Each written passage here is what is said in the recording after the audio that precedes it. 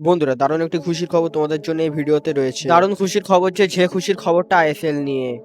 দেখো, আইএসএল হবে কি না হবে, আর লাস্ট সিজন আইএসএল যেমনভাবে হয়েছে তাতে কোনো সমর্থকরাই কিন্তু খুশি না লাস্ট সিজনের আইএসএল নিয়ে।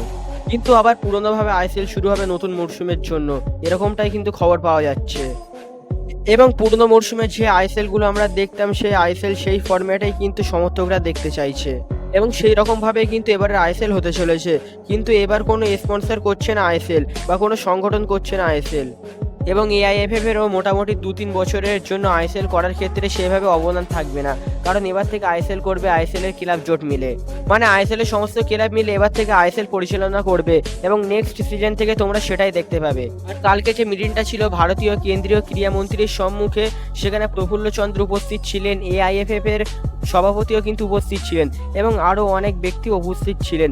সেখানে কিন্তু বিশেষ করে ইন্ডিয়ান ফুটবল নিয়ে এবং বিশেষত আইএসএল নিয়ে অনেক আলোচনা করা হয়েছে, যে কোন ফরম্যাটে আইএসএল হবে, কি স্টেডিয়ামে হবে, কিভাবে আইএসএল ভালো করা যায়, এরকম অনেক কিছু নিয়ে কিন্তু আলোচনা করা হয়েছে।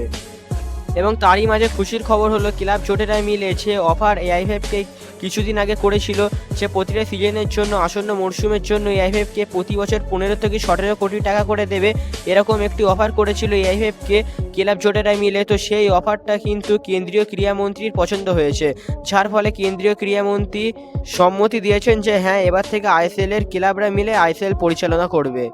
এবং এটা কনফার্ম যে পরপর 3 বছর ক্লাব জোটেরা মিলে কিন্তু আইএসএল চালাবে, এবং এটি আরও বাড়তে পারে। তবে কনফার্ম কিন্তু পরপর 3 বছর ক্লাব জোটেরা মিলে আইএসএল চালাবে, এরকমটাই কিন্তু খবর শোনা যাচ্ছে।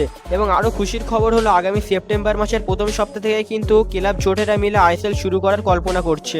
বন্ধুরা, এটাই ছিল আজকের ভিডিওটি ভালো লাগলে লাইক, কমেন্ট, শেয়ার এবং সাবস্ক্রাইব করে দেবে। ধন্যবাদ।